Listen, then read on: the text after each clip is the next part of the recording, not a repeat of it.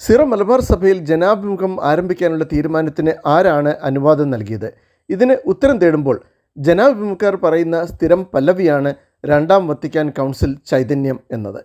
എന്നാൽ സത്യാവസ്ഥ ധാർഷ്ട്യവും അധികാരഗർവും കൊണ്ട് പാറക്കെട്ടിൽ പിതാവ് ജനാഭിമുഖ കുർബാന ആരംഭിച്ചു എന്നതാണ്. ഭാരതീയ പൂജയ്ക്കായി വാദിച്ച അദ്ദേഹത്തിന് വലിയ തിരിച്ചടി കിട്ടി എങ്കിലും അധികം പരിക്കേൽക്കാതെ ജനാഭിമുഖം കടത്തിക്കൊണ്ടുവരാൻ അദ്ദേഹത്തിന് സാധിച്ചു. പാറക്കെട്ടിൽ പിതാവിൻ്റെ ഈ നിലപാടിനെ തൻ്റെ ഇടത്തോടെ നേരിടാൻ അപ്പസ്തോലിക ധൈര്യം കാട്ടിയ രണ്ട് പിതാക്കന്മാരാണ് വള്ളോപ്പള്ളി പിതാവും ആലപ്പാട്ട് പിതാവും. നിയമപരമായി അനുവാദം ഇല്ലാതിരുന്നിട്ടും പാറക്കെട്ടിൽ പിതാവ് തുടക്കം കുറിച്ച ജനാഭിമുഖം സാവധാനം അയൽ രൂപതകളായ തൃശ്ശൂർ, തലശ്ശേരി എന്നിവിടങ്ങളിലേക്ക് വ്യാപിച്ചപ്പോൾ അപ്പസ്തോലിക ധൈര്യത്തോടുകൂടി തൃശ്ശൂർ മെത്രാനായിരുന്ന മാർ ജോർജ് ആലപ്പാട്ട് ഇപ്രകാരം ഒരു കൽപ്പന മെയ് 10, 1967 പുറപ്പെടുവിച്ചതായി ലിറ്റർജി എൻ്റെ ദൃഷ്ടിയിൽ എന്ന പുസ്തകത്തിൽ പറയുന്നു.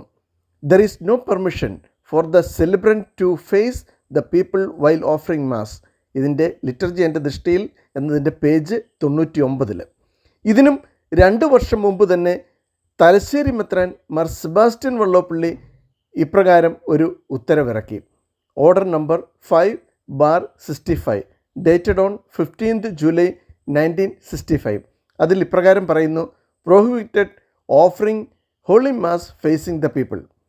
ഈ ധൈര്യം ഇന്നത്തെ മെത്രാന്മാർക്ക് ഉണ്ടാവുമോ എന്നതാണ് കാലികമായ ചോദ്യം.